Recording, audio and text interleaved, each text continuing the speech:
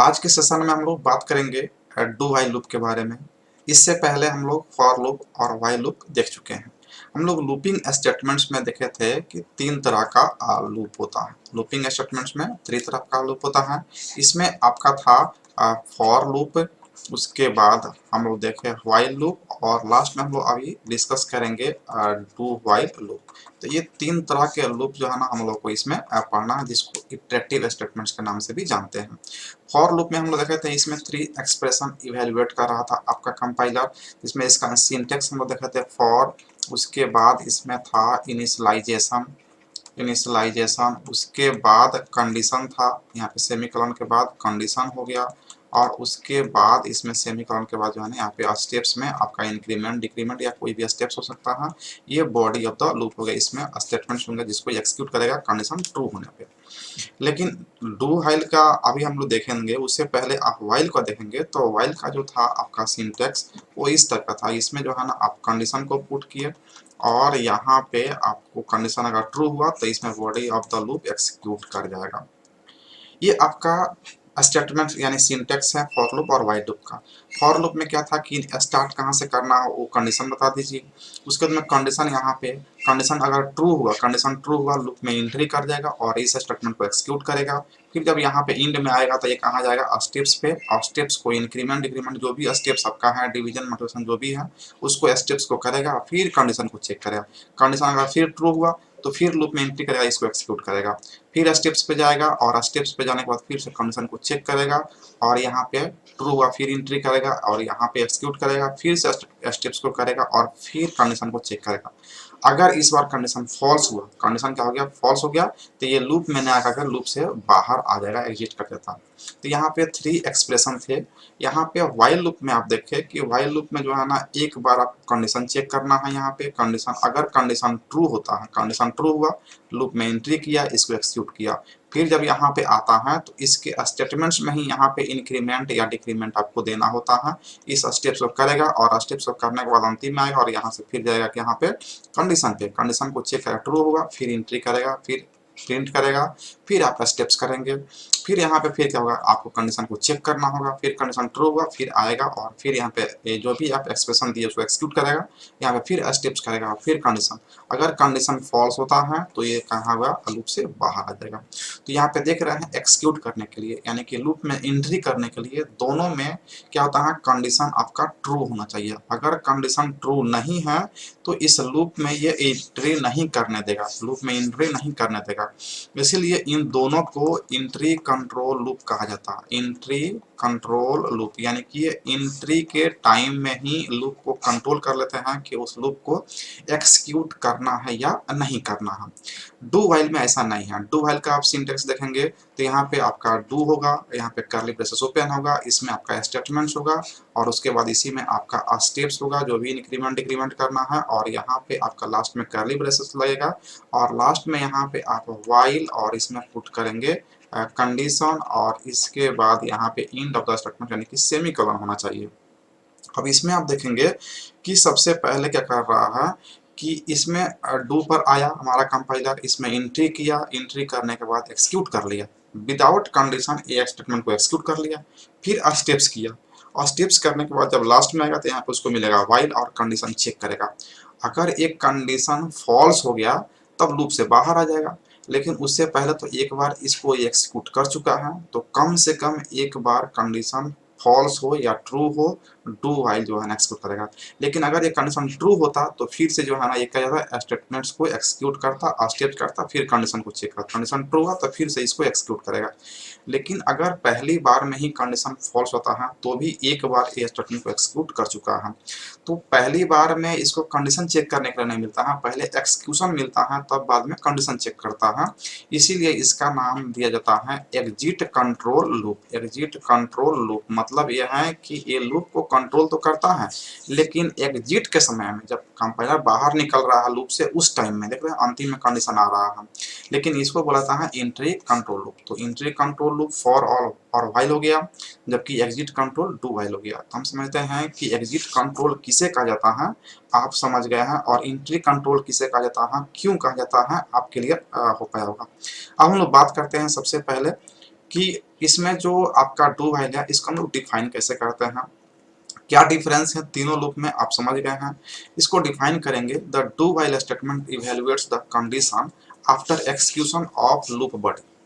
अभी हम लोग देखें कि ये कंडीशन को तब इवेलुएट करता है जब एक लूप बॉडी को एक बार एक्सक्यूट कर लेता है, तो वहीं स्टेटमेंट्स में कहा जा रहा है the loop body is executed at least one, एक बार कम से कम लूप का बॉडी जो है ना एक्सिक्यूट करेगा ही करेगा अगर डू वाइल लूपिंग आप यूज कर रहे हैं तो। नेक्स्ट पॉइंट है if the control expression is true, अगर कंट्रोल स्टेटमेंट ट्रू होता है the statement is executed again, अगर ट्रू होता है तो फिर से एक्सिक्यूट करेगा, लेकिन अगर फॉल्स हो गया तो बाहर आ जाएगा। The control statement expression is false the do statement terminate, यानी कि जब फॉल्स होगा तो बाहर आ जाएगा, लेकिन एक बार वो एक्सिक्यूट कर चुका है, और ट्रू होगा तो फिर से अगेन जो है ना उसको एक्सिक्यूट करेगा। तो कौन सा ऐसा लूप है जो कम से कम एक बार एक्सिक्यूट करेगा ही करेगा, चाहे कंडीशन फॉल्स हो या ट्रू हो, तो ये हमारा डू व्हाइल लूप है। अगर कंडीशन फॉल्स है फिर भी एक बार एक्सिक्यूट करता है उसको बोलते हैं डू व्हाइल लूप, और इसको एग्जिट कंट्रोल लूप बुलाता है क्योंकि ये एग्जिट के टाइम पे कंडीशन को चेक करता है।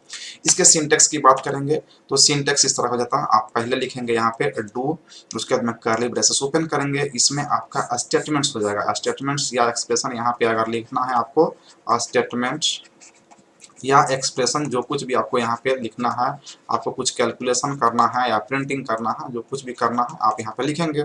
उसके बाद इसी में आपका इसमें स्टेप्स होगा, इंक्रीमेंट डिक्रीमेंट जो भी करना है तो कर लेंगे, और लास्ट में यहाँ पे क्या करेंगे कर्ली ब्रेसेस क्लोज करेंगे। यहाँ पे ध्यान रखेंगे यहाँ पे लिखना है आपको व्हाइल, और व्हाइल के अंदर में आपका आ जाएगा यहाँ पे कंडीशन, और कंडीशन के बाद यहाँ पे देख रहे हैं यहाँ पे आपको सेमीकोलन लगेगा।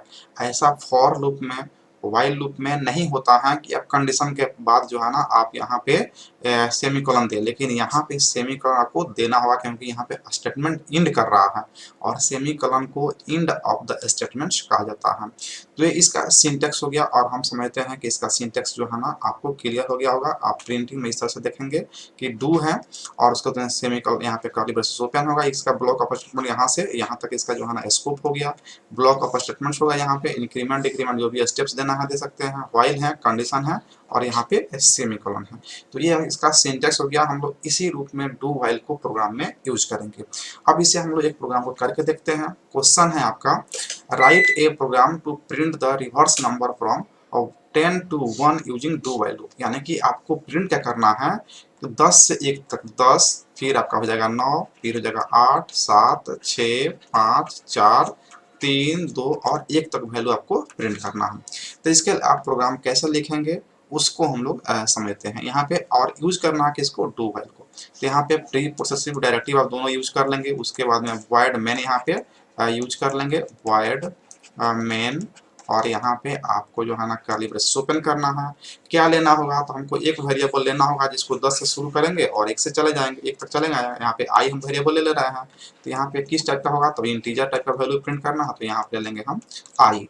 सेमीकोलन से क्लोज किए, यहाँ पे क्लियर स्क्रीन। उसके बाद यहाँ पे क्या करना है, अब आपको आई का वैल्यू देना है, इनिशियलाइज करना। तो आई का वैल्यू यहाँ पे इनिशियलाइज करना कहाँ से, तो 10 से। 10 से क्यों, क्योंकि 10 से हम लोग को शुरू करना है और कहाँ तक जाना है, 1 तक। तो 1 तक जाने का कंडीशन हम लगा देंगे, और यहाँ पे लिखेंगे टू, और यहाँ पे आपका कर्ली ब्रेसेस ओपन होगा। इसमें स्टेटमेंट्स क्या होगा तो प्रिंट करेंगे।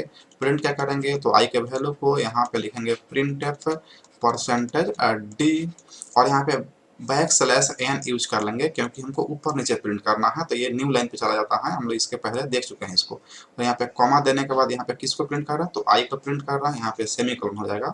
और स्टेप्स में क्या होगा तो आई का डिक्रीमेंट होगा। देखिए यहाँ पे 10 से शुरू करना है और एक एक कम करते जाना है, तो यहाँ पे आई इज इक्वल टू आई -1 कर सकते हैं, या फिर इसके जगह पे आई माइनस माइनस कर सकते हैं। दोनों का मीनिंग एक है, दोनों में से कोई एक लिख देंगे तो काम हो जाएगा।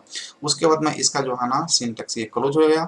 उसके बाद में यहाँ पे व्हाइल लूप लगा करके आप यहाँ पे जो है ना इसके कंडीशन को पुट करेंगे। कंडीशन क्या होगा कि ये तब तक एक्सिक्यूट करते रहेगा जब तक आई का वैल्यू बड़ा हो किससे, 0 से। अगर ग्रेटर देन देते हैं तो 0 दे देंगे, नहीं तो ग्रेटर देन इक्वल टू देंगे तो 1 देंगे। हम यहाँ पे ग्रेटर देन दे देते हैं, 0 से बड़ा क्या होता है 1 होता है, तो 1 तक रहेगा तब तक ये एक्सिक्यूट कर देगा। और यहाँ पे सेमी कॉलन देना आप नहीं भूलेंगे, यहाँ पे सेमी कॉलन आपको देना होगा। उसके बाद ये आपका कंप्लीट हो गया, और यहाँ पे आप गेट ch यूज करेंगे और आप मेन फंक्शन को यहाँ पे आप क्लोज कर देंगे। तो आप देख पा रहे हैं मेन फंक्शन का जो बॉडी हो गया यहाँ से ये मेन फंक्शन का बॉडी हो गया। अब ये प्रोग्राम एक्सिक्यूट कैसे करेगा, तो यहाँ पे देखिए आपका इंटीजर है, तो जैसे ही हमारा कंपाइलर यहाँ पे आएगा ये आई नाम से जो है ना एक वेरिएबल क्रिएट करेगा और जिसमें वैल्यू कुछ नहीं है अभी, फिर क्लियर स्क्रीन फंक्शन को एक्सिक्यूट करेगा, फिर आई इक्वल टू 10, यहाँ पे आई का वैल्यू कितना हो गया, इसमें इसमें आपका आई का वैल्यू आ गया 10। अब इसके बाद जो है ना डू पर आएगा और इस स्टेटमेंट्स के अंदर में आ जाएगा और यहाँ पे इसको मिलेगा प्रिंट एफ में परसेंटेज डी किसका वैल्यू देना है, तो आई का वैल्यू देना है। आई का वैल्यू अभी कितना है तो देख सकते हैं यहाँ पे 10 है, तो यहाँ पे प्रिंट कर देगा 10। क्लियर है। फिर आई का वैल्यू क्या करना है, यहाँ पे एक माइनस करना है, तो माइनस करना है, तो यहाँ पे हम यहाँ पे देख लेते हैं कि आई का वैल्यू स्टार्टिंग में क्या है 10 है, उसके बाद में आई को प्रिंट करना है, उसके बाद में यहाँ पे स्टेप्स करना है, आई माइनस माइनस करना है और उसके बाद में फिर आई को चेक करना है कि बड़ा है कि नहीं 0 से। तो ये इस तरह से जो है ना एक्सिक्यूशन करेगा। और यहाँ पे पहले हो गया आपका 10, तो यहाँ पे प्रिंट किया 10, यहाँ पे ये कर रहा क्या प्रिंट कर रहा है। आई का वैल्यू घटाया कितना किया 9। अब यहाँ पे चेक करेगा कि क्या 9 बड़ा है 0 से, तो कंडीशन ट्रू होगा। तो फिर जब ये किया कंडीशन अगर ट्रू हुआ तो क्या करेगा, फिर से इस स्टेटमेंट को एक्सिक्यूट करेगा, तो यहाँ पे प्रिंट करेगा कितना 9 और फिर से क्या करेगा यहाँ पे स्टेप्स पे इसके एक्सिक्यूट करने के बाद यहाँ पे स्टेप्स पे आएगा, फिर घटा करके करेगा 8। यहाँ पे क्या 8 बड़ा है 0 से, तो यस। तो फिर से जो है ना ये स्टेटमेंट्स को एक्सिक्यूट करेगा, यहाँ पे जगह 8 ये फिर माइनस करेगा 7 ग्रेटर देन 0, यस ये सब ट्रू हो रहा है, तो यहाँ पे 7 प्रिंट किया, यहाँ पे 6 हुआ, यहाँ पे 6 ग्रेटर देन 0, यस ट्रू। फिर यहाँ पे हो गया 6 प्रिंट कर देगा, 6 प्रिंट यहाँ पे माइनस कर दिया जाएगा और ऐसे करते करते आपको यहाँ पे आ जाएगा 5 ग्रेटर देन 0, यस ट्रू। तो यहाँ पे हो जाएगा कितना 5 print 4 is greater than 0, yes true. तो यहाँ पे हो जाएगा 4 प्रिंटिंग, फिर यहाँ पे -3 हो गया, यहाँ पे 3 बड़ा है 0 से, यस कंडीशन इज ट्रू। तो फिर यहाँ पे कितना हो जाएगा आपका 3 और यहाँ पे माइनस किया तो 2 हुआ, फिर यहाँ पे 2 बड़ा है 0 से, यस ट्रू। तो फिर यहाँ पे ट्रू प्रिंट करेगा, फिर यहाँ पे 1 हो जाएगा और यहाँ पे 1 ग्रेटर देन 0, यस 1 प्रिंट किया, फिर यहाँ हो गया माइनस कर दिया था 0 हो गया, क्या 0 बड़ा है 0 से, कंडीशन इज फॉल्स। यहाँ पे कंडीशन जैसे ही फॉल्स होगा ये कंट्रोल जो है ना हमारा लूप से बाहर एग्जिट कर जाएगा। तो ये हमारा जो है तब तक आपका जो प्रोग्राम देखेंगे आपके प्रिंटफ में कितना प्रिंट हो चुका है, तो प्रिंटफ में आप देखेंगे कि यहाँ पे ये प्रिंट हो रहा है, यहाँ पे ये प्रिंट हो रहा है, तो ये लाइन में देखिए आपको 10 से लेकर के 1 तक प्रिंट हो चुका है। तो हम समझते हैं कि अगर इसको यहाँ तक इस कंडीशन को आप लिखना समझ गए हैं, इस कंडीशन को पुट करना समझ गए, तो आप आसानी से इस प्रोग्राम को समझ पाएंगे।